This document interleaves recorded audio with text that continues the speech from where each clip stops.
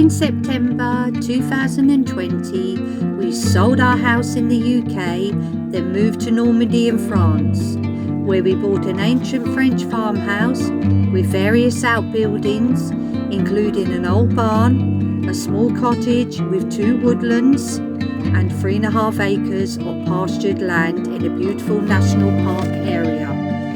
Follow us on our journey as Budo and I renovate the farmhouse, manage our land, and take on many projects for you to enjoy. Let the fun begin.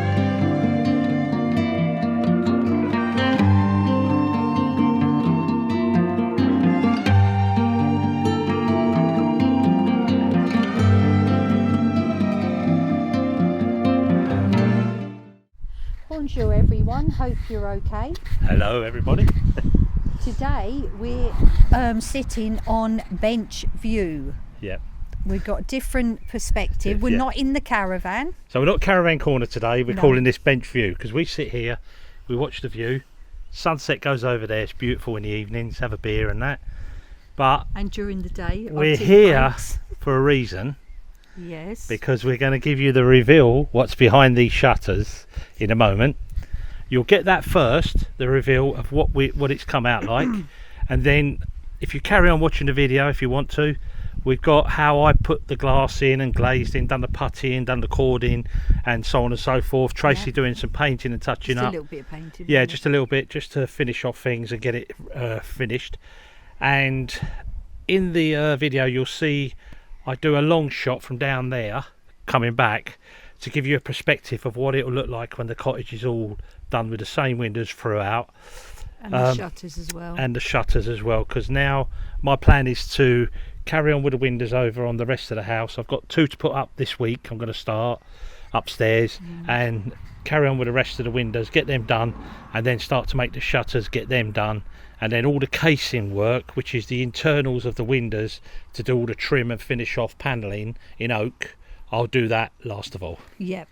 Because So that's that's it, really, isn't it? important at the moment. So- Yes. So I'm really excited to open the shutters. Can I do that now? She's lied because she's seen it already.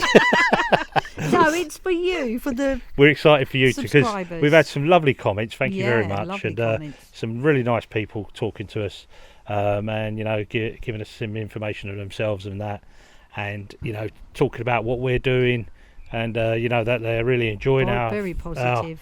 channel, and people are starting to find us and they're enjoying it as well, which is fantastic because we've got loads to give you, like I keep saying. Yep. And it'll all be quality. It's only me and Tracy doing it, and we'll take our time, but we'll do it right and we'll get it done. Yep, and it will look beautiful. Yeah, so Trace, would you like to do the honours? I would. Do you Open want them, me put them on the dogs. Do you want me to reveal? Right, here we go for your reveal.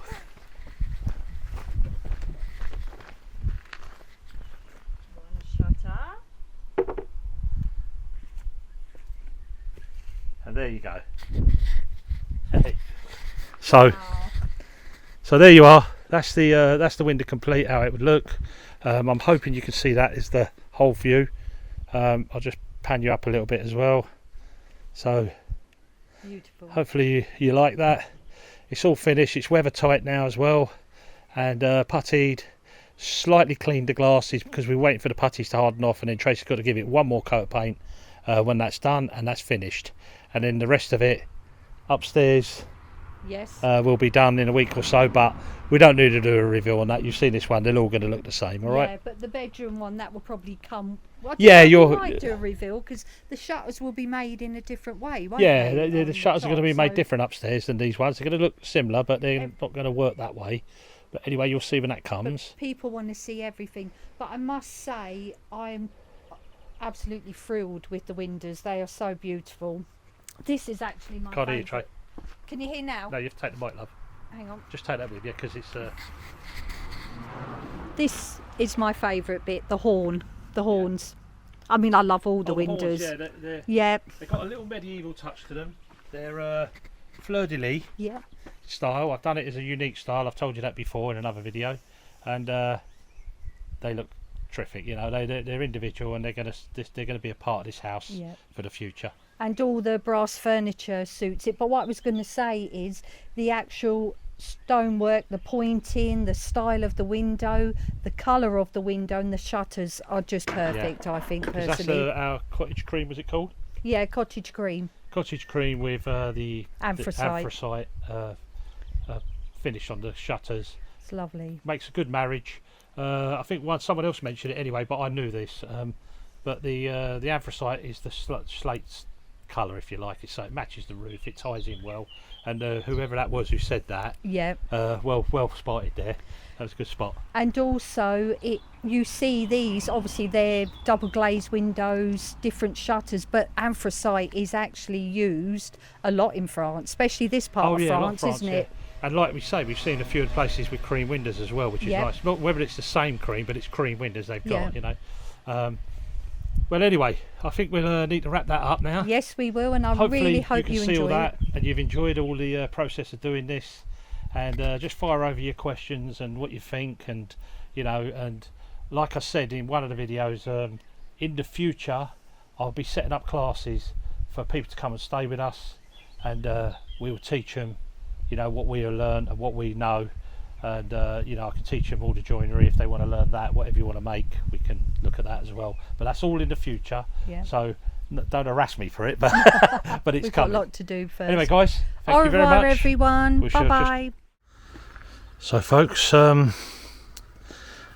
you're not going to see, well, you're going to see this finished and painted and glazed before you see this part, but this is me today finished. Put the box in, fitted it all, sealed it. I've put the sashes in, planed them in to make sure they fit everything, runs everything proper. Now they're ready for Tracy to start painting the fronts of them. She's going to paint the front edge, and then I'm going to put all the glasses in, which I've cut already. But just wanted to give you another perspective with them in wood, because you're going to see them first when they're painted. So if you want it in wood, it's too late. Anyway, do you like a little bench? This bench here, I bought this these two ends in an auction years ago, and we've got another one over here. This ain't so good, that one, but still nice. But Tracy's just done we've done an upcycle. I made all the slats, and I taught Tracy how to router all the edges with a little mini router, and she done all that. That was a few years ago now, and now she's just give it a coat of oil. So we're going to let that settle up for a night or two. So this will be our little area to sit in the evenings with a beer, watch the sunset go down. But anyway, so I just wanted to show you that. I'll show you the inside quickly, and this is what you're going to see all the time when it's in, right? But the only difference there'll be is the casing all the way round will be boxed. Now, as you can see, the window that was in there originally, that's the frame of the old window. I've left all that in on because it's this side of the granite. Look, just point to there. That's the granite, and this is it. This is how far the wall is tipping out. So when I box it in, I'll box it in from here straight up. It's all going to be an oak. I'm going to have oak. It trips up then. Going to have a nice little oak seal there, and then I'm going to create a panelling on the front. Then I'm going to put a big seat here coming out with a bow front and panel the front as well. And Tracy's going to make some lovely cushions for there to sit on, so she's got like a lovely view in the early morning or whenever to see. So you've got a peek of the inside there before it's finished. So it's when the next time you'll see that, it will be finished. Anyway, let's have another little look outside quick. Tell what you think. Did you like them when they're painted? You've already seen them painted. Hey. Okay folks, top Budo tip. I buy my putty in big tubs like this. It's more economical to buy it like this. But you take out what you're roughly going to use. So I'm going to start with 2 sashes now. Right, so I've got enough out to do that. And the trick with this is to knead it for a good sort of 5 or 6 minutes, or till you feel it's right. And what you also want to do is when you take it out of this tub, check there's no skin on the top, and if there is, cut the skin off first. Take the skin away and clean it so you don't get little tiny bits in this when it's done. So anyway, you just knead this up until it starts to actually feel warm. When this feels warm, it's ready. Okay, so I'll just keep kneading it up. I've done a little bit just for camera, so it's nearly there. Okay, just really push it in, work it up. Sorry if the camera's moving a bit because I'm on a bench and pushing it. And that's sort of like consistency you want. You don't want it sticking to your hands too much. Yeah, you just want to squeeze it like that and it come off your hands. Don't stick too much to your hands, like go all in thick in between your fingers and that. And that's ready for puttying. Okay, and the other little trick is when you get a rag to clean your hands, use something like a toweling. Like this is a bit of I think Egyptian cotton or something, but something like that is nice to clean your hands with, because you want to keep your hands clean all the time. Keep the putty and the oil off your hands as much as you can, especially when you start to glaze. So the next process is I'll show you me laying the putty into the frames over there. Okay. Okay then, here we go. So I've checked the glasses all fit. I've put them to the one side and they are in their order to go back in. This will be the way the window will lay down when it's ready to be glazed back up, put the glass in. So I'll just show you what I do is I pick off about this much from the knob of putty. Okay, and this is a linseed oil based putty, an old traditional type, smells lovely. Okay, I always stand the sashes up when I'm working with them, right? I'm going to be putting the bed down, so all I do is lay my putty in with my thumb very quickly. I haven't done this for a long time, so it'll be a bit slower, but I just lay it down, straight down to the bottom. Don't try and do one at a time pane, all the way to the bottom, right? You'd normally do this side, but this is a groove, so what you do is then you flip it over and then lay again, right? And just go all the way down, quick as you like. Okay. So if you can see all that on the video, come down to the next line, keep going. Should take a few minutes to get it all on, if that. Okay, there's one more, just get another knob of putty, nearly said butter then. Too much toast this morning. Right, so I keep going. So that's all laid in. Okay, and then the same again, I spin it over and I carry on. Why I'm doing it this way is I'm working with gravity, I'm going downwards. Yeah, it's naturally wants to go down. The putty, as it's coming out of my hand here, it's falling downwards. So it wants to go that way, so it makes life easier. And you could do it for hours on end then, rather than being like tedious. If you're not used to it, your thumb will ache a little bit after about 5 or 6 sashes, I suppose. Well, putty. It's all kneaded up lovely, look, beautiful. Hope you can see this on the camera. And then once more, the final spin round.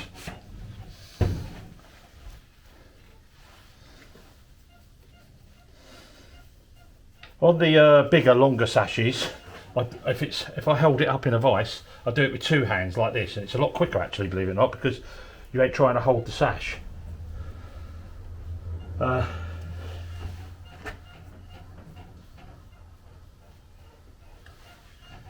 we're nearly there now.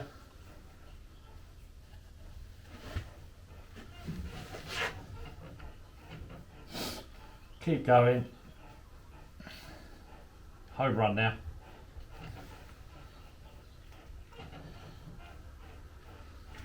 That's it. Job done. Putty's in, ready to go. I've got a little bit more putty to put in this groove here, but I'll do that in a slightly different way. But you get the general idea. So that now is ready for me to push my glass in, and because the putty's lovely and soft and clean, and there's no bits in the putty, this is the key. No bits in the putty. When I push my glass in, I feel safe enough to push that down, that it squeezes out, and then I can put my what we call glazing sprigs in, and I'll show you them in a bit. Okay then, so I've put 3 panes in already, just pushed them in, right? Just want to say one thing, if you're pushing glass, you always spread the load out on your hands and push it, and you always wear gloves. That's one thing you need to do when you're moving glass and holding it. It's up to you, you make your choices. But pushing it, just be safe, because if you push the glass it does crack, you ain't going to get a little pinch in the glass or on some of your fingers, alright? So, all I do, piece of glass, put it in, make sure it's touching one of the sides, push it down, even the pressure out, push. You can see it squeezed all the way out, clean. Next one.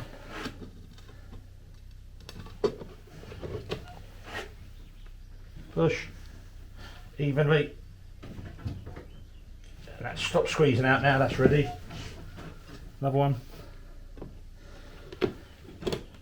Down. Push evenly. And that is all your glasses in, okay? So next thing I do is I whip my gloves off. And I use these are called glazing sprigs. So these are called glazing sprigs, okay?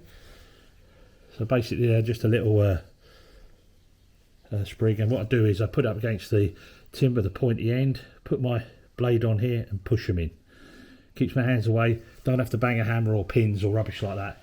So I'll just show you on this one here if you can see it.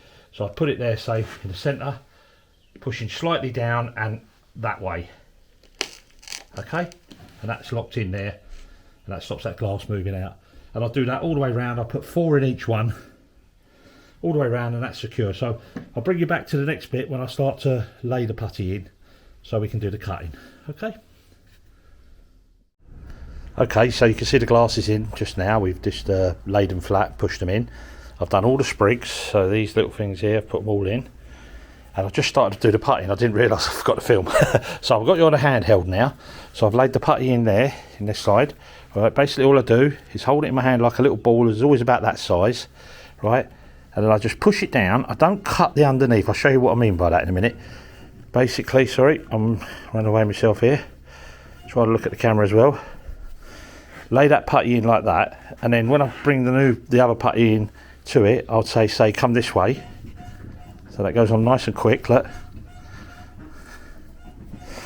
to there, and it goes straight in. But the underneath of the glass, I leave that in for now. And the reason I do that is when I'm pushing this putty into this, I'm exerting some pressure. It's a light pressure, but it's all the way round, and that might squeeze out a little bit more. So I don't want to cut it and then have to cut it again. So that's why I always leave that in then, and then once I get this all laid in, this putty, which I'll show you in a minute, actually let's get another piece, I can do a bit more for you. So take off about that much for your hand, okay? So come up here and then just drop that in there quickly. Okay, so now use it all up. It goes very quick. A little bit more. Okay, so that gives you an idea. You can see I can do these really quick. I can probably do this whole window start to finish probably in about 5 minutes. Okay, so I'll show you the next phase now. Just get the rest of the putty on, because you can see so much putty being pushed on. I'll get the rest of it on, and then I'll show you how I cut it. All right. Okay, so this is the next part. Sorry if it's a little bit tedious, but I have to show you each phase. So the putties are all on that side, and you can see it's a bit of a mess on the back of this side. Okay, so what I do is I've took the mat off, because I don't want this putty falling on my mat, because it's my mat for stopping it sliding, basically. I'm now going to put you down and focus you on how I clean this bit up here, right? So just hold on a second, but I'm just giving you a little view of what it all looks like. All right, so now you've got you're on a stand, so I can show you how to do this. So I use the same tool I'm going to be laying the putties with, and that's another thing I want to tell you about.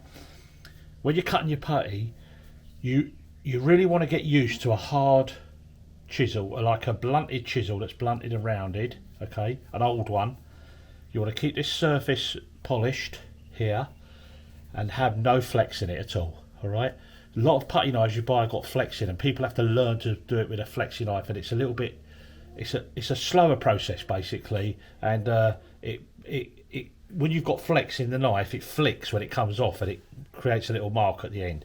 Where this, I'll show you when I'm doing this, it'll do. But basically, I use this tool, so I'll just show you quickly me cutting now some of the putty. So all I do is I push it in as if I'm going forwards, down, bottom, up, same with the sides, down, or cross, back, up, down, as quick as that. And then I'll just pick off a corner, and it all comes tumbling down.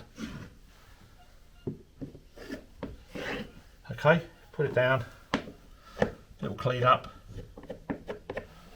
But the main thing is you need to realise is that this putty has to be a nice sealed joint all the way round, pushed in, and it pushes into this wood properly, so you get a proper sealed joint. And then you can see the putty on the other side now properly.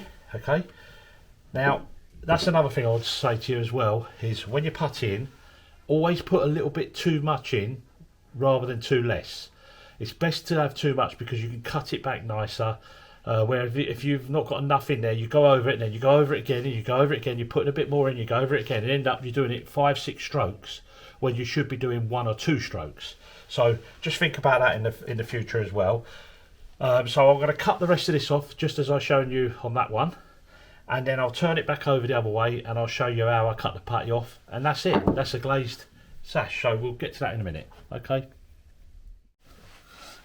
so I'm going to show you how I cut it in now.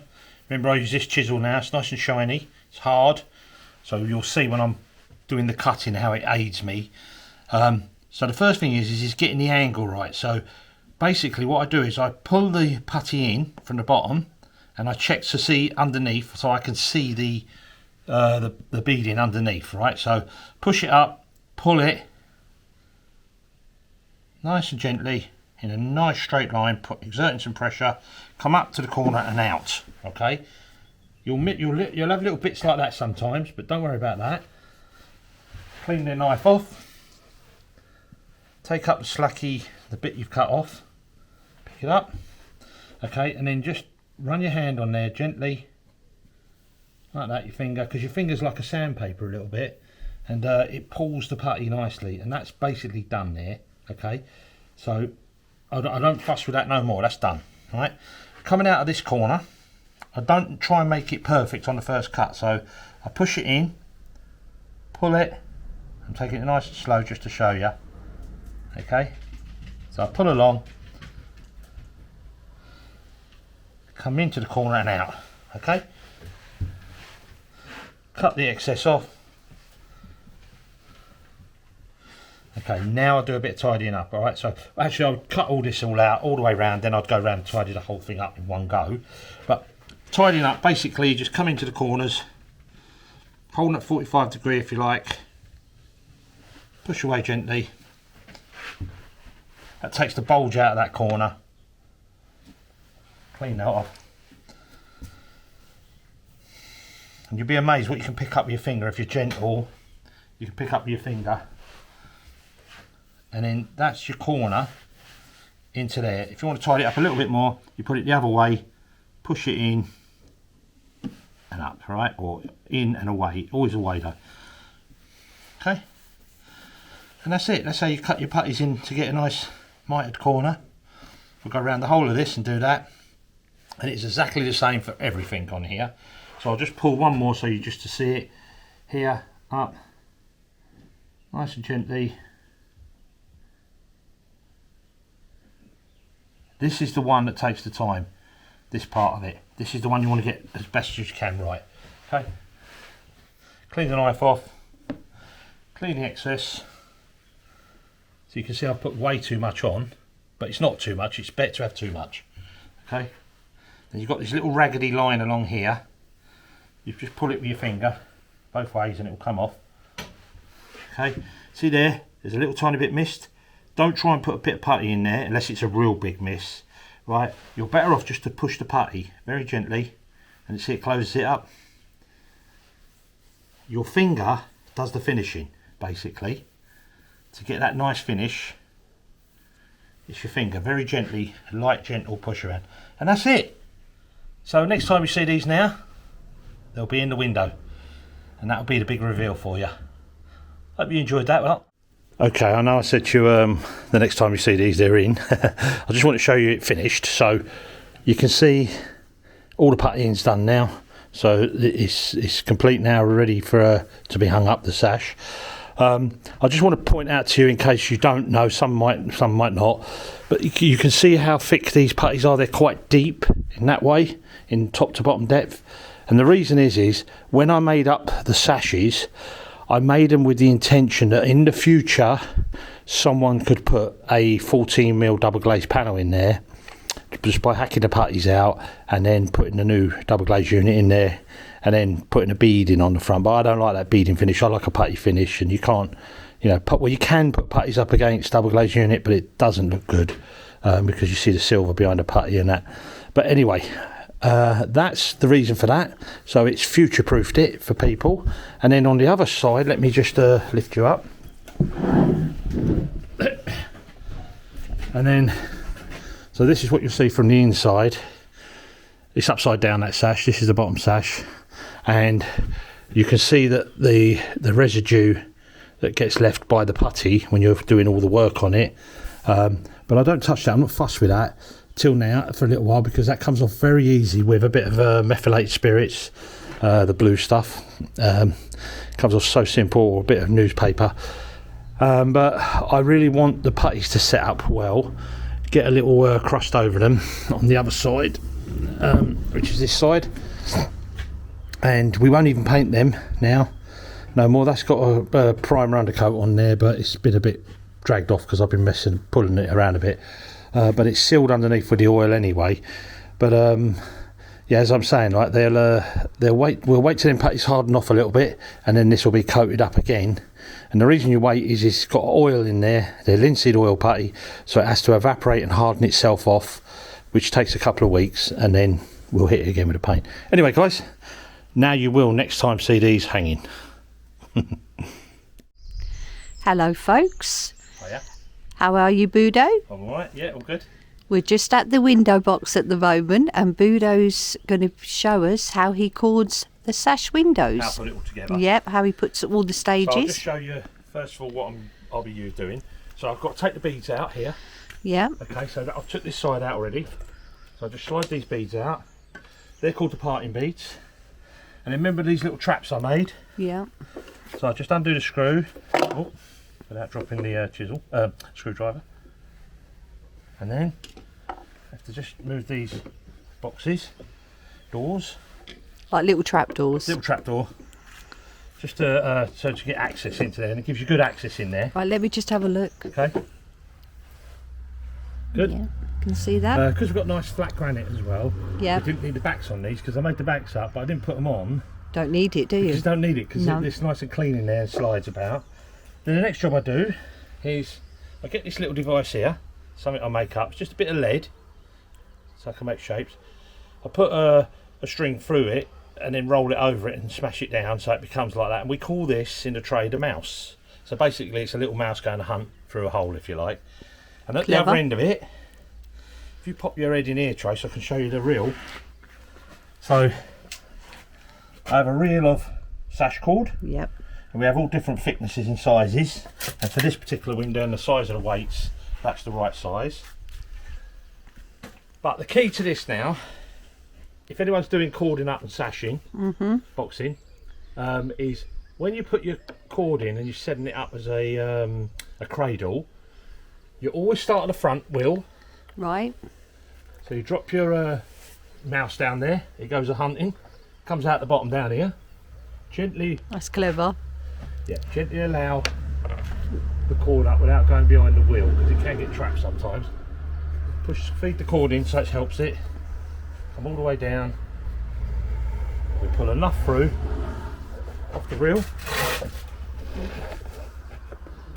Oh, it's around my foot. And then we go the other way. So we go through the front wheel this side. Right, hold on. Okay. So we do the same thing on the opposite wheel at the front, always to the front, because we're going to be working on the back sash first. So we want to make sure the cords are in there. Would have been handy if I pulled the trap door off, but I did. There you go. We gently allow this to come up. Because sometimes the string gets caught behind the wheels if you go too fast. Yep. So just feed that in, then you can pull it a little bit quicker. All the way down again. So we feed off some more of this Cord. here. Do you know I can actually crochet with that sash cord, so I would hide that. But you're not having it. And then we do the same. Now we're going into the back wheel. So if you can... Let me come round here. Let the mouse go hunting, I say. You make it look so easy, but it's not easy, do you understand? Oh, this part is easy. Yeah. It's just about taking your time and making sure you don't bounce the string over the wheel and get it trapped. Feed that in. Take up some slack.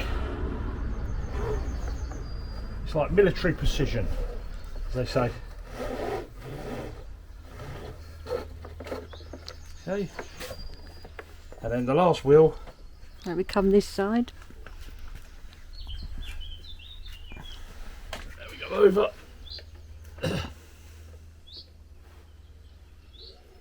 Okay, same again. Find the little mouse. Slowly. Feed it in. And down. And then come all the way And down. then if you look at that, that's ready now. This is what we call the cradle. Yeah. It's like we used to do, you know, your kids Yeah, on cat's hands. cradle, yeah. I used to see the girls Yeah. in the playground all doing this thing with it. We used to do it with the grandchildren. Anyway, that's basically what the cradle is. So what happens is when I take some measurements Yeah. on the sashes, I then tie a weight on here, Yeah. pull it up through here. I'll have a mark on the box Right. where I've made a mark from the sash, and that will give me the distance of this cord, how it hangs with the weight, because it's the length of the weight as well. And then I cut it off, and then I go do the whole procedure for the 4. Yeah. So they're all sitting in the box with the towels hanging out, Yeah. and then I can put my sashes in. So I'll show you that bit once I get to that stage. Yep. Right? Okay. Thank you for that, Right. Budo. Next bit now. What are we doing now, Budo? Well, I've put the cords in. If you have a look up here. Right. Just bear with me. It's a bit uneven up here. So cords are in, cut. Yep. I can see They're them. set. The weights are sitting down on the bottom there. Right. But from the sashes, Yeah. I take my measurements and I make a little mark on here. There's a tiny mark here and a tiny mark here. So basically, when I pull this cord up, it goes to that mark. Right. Okay. Hits the wheel. It won't go no further, and that's where it's going to go up when it gets fitted on the sash. That's the length it'll be. And this is like balancing Yeah. your weights, all right? And then same with this one. This one, because it's shut, that's its shut position when it's in the box. When it opens, it can open all the way down Right. and let the sash come right down to the bottom if it needs to. Right. All Okay. Yep. So that's that one. This is the weights I use. These all come from England. I brought them over with me. Can't get them in France because they don't have them. They have different types of weights, like they're lead weights and things. So basically, these are cast iron. These are probably, I think this pattern, if I remember rightly, is early 1800s. So 18 sort of 20s, 30s is this pattern of casting. Or Is that a number there on there, or is Yeah, it that's the lettering? weight. Right. That's the weight of it, right? Yeah.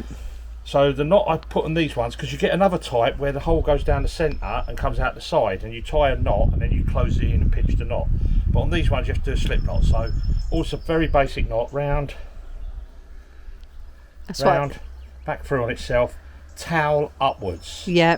This is the towel, right? So towel upwards, pinch the knot closed, so it's solid, then slip it. And that's locked in there. In the old days they used to tie string around here. Yeah.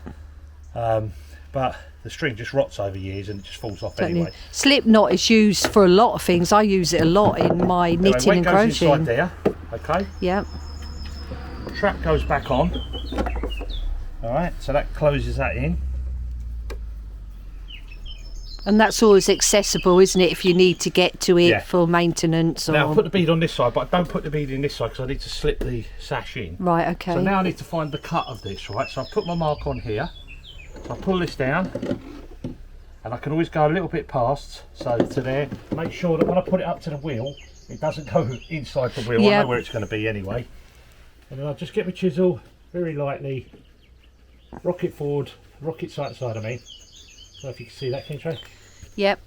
I will apologise to the viewers.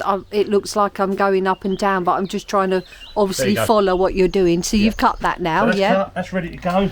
I'll get my string out, my rope out of the way. Hide that. I don't want to get this dirty, and it costs, what? Hide it. Hide it, because Tracy will nick something out of it. And then we're ready to start putting the sashes in. Now the first sash goes in. Will be this little bad boy here. Ooh. Still needs touch-up painting, doesn't it? As the window box does as well. So basically, let me come back. I'll connect the cords.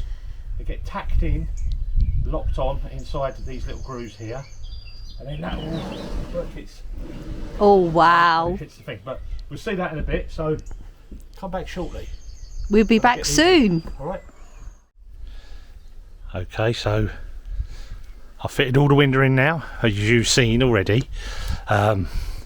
Tracy's just going over now with her little artist brush, just touching up where I would have marked it when I was doing the putting the glass in, you know, and putties.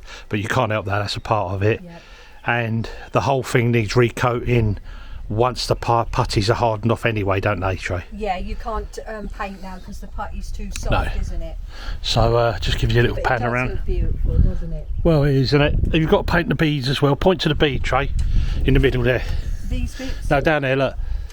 Oh, here? Yeah. So the parting beads, because they are not fully painted all over, you have to paint them when they're in situ like that. So if you just point again, Trey, so everyone can see that, yeah? Here? So, yeah. So that bead there on both sides has to be done. Yeah. But what do you think? Are you happy with them? Oh, I think they're absolutely beautiful. I walked down to the... Yeah. Hang on. Come around to that ankle. I walked down to... Yeah, Tracy's got a bad ankle, look. No, you can't really see. So Tracy fell off the stool yesterday. Well, the step up, I put my foot down on the step up, which is like a ladder. So I'm trying to eat my banana. I'm trying. And, I put my foot down, put my hand on the bench there, but the bench wasn't steady, so I just went plonk. So my ankle's a little bit swollen, but it doesn't stop work, does it? No, it doesn't stop you working. No, but I have been resting. I only get my workers to stop when there's breaks or bones sticking out of skin. Oh, then we stop for a little while. The workers leave then? I wish we had some. Yeah.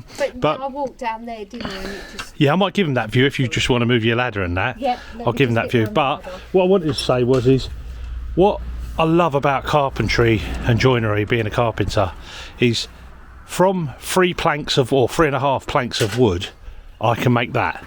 All carpenters should be able to make that anyway. But so, you know, when you think about that, it comes from a tree into planks into something, you know, and that probably be there if it's maintained and looked after a couple of 100 years. So yeah, perfect. But let me give them a view. I'm going to turn you off and then give you a quick view as I come up the drive so you can get a perspective against the old windows above and see what you think. So this is the view you're going to get from the drive. I'll just zoom in for you so you can see it. So there's your window. But if you look at the above ones, now they look a bit shabby compared to that. And they're going to be like that next week. I'll have them 2 in as well and done, and they'll be looking like that. And then it'll be make some shutters, make that window over there on the dormer, and make the window at the end of the house as well. So I'll be making all them over the next week or 2 and start fitting. But I know I've took you through a bit of a journey with, you know, how to make one of these box sash windows. But now people know, you know, so if you've got them in your own house, you can look at them with a different eye now and see, you know, what's involved into making one of those and what the old boys used to go through in the old days. Remember, I've had a few machines to help me out.